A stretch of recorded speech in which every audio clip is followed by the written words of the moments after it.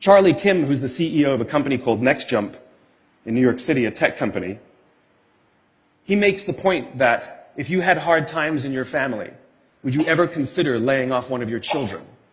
We would never do it. Then why do we consider laying off people inside our organization? Charlie implemented a policy of lifetime employment.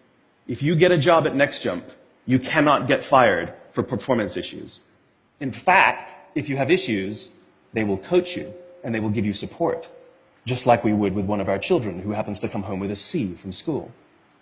It's the complete opposite. This is the reason so many people have such a visceral hatred, sort of anger at some of these banking CEOs with their disproportionate salaries and bonus structures. It's not the numbers. It's that they have violated the very definition of leadership. They have violated this deep-seated social contract.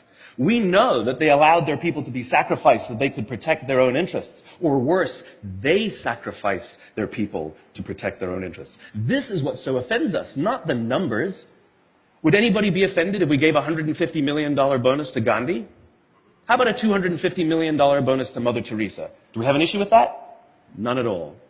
None at all. Great leaders would never sacrifice the people to save the numbers. They would sooner sacrifice the numbers to save the people. Bob Chapman, who runs a large manufacturing company in the Midwest called Barry Waymiller, in 2008, was hit very hard by the recession, and they lost 30% of their orders overnight. Now, in a large manufacturing company, this is a big deal, and they could no longer afford their labor pool. They needed to save $10 million.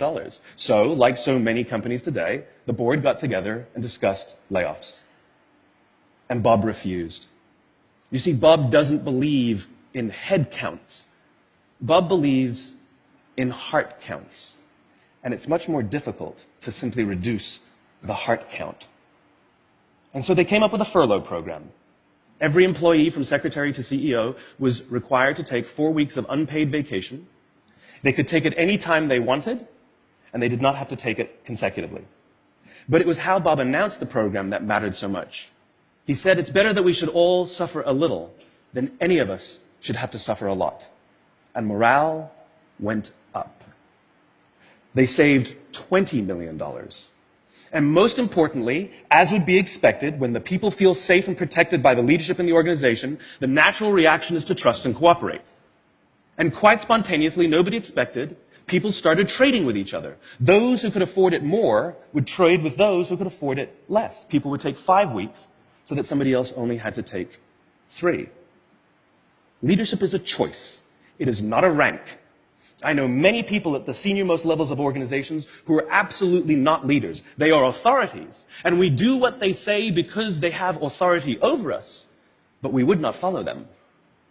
And I know many people who are at the bottoms of organizations who have no authority, and they are absolutely leaders.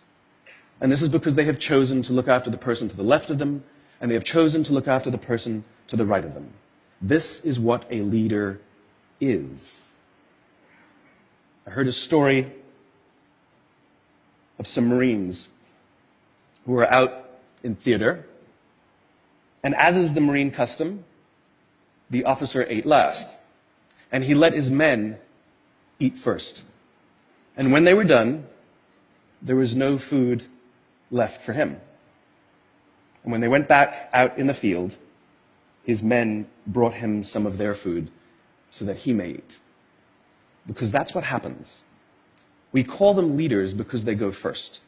We call them leaders because they take the risk before anybody else does. We call them leaders because they will choose to sacrifice so that their people may be safe and protected, and so their people may gain. And when we do, the natural response is that our people will sacrifice for us. They will give us their blood and sweat and tears to see that their leader's vision comes to life. And when we ask them, why would you do that? Why would you give your blood and sweat and tears for that person?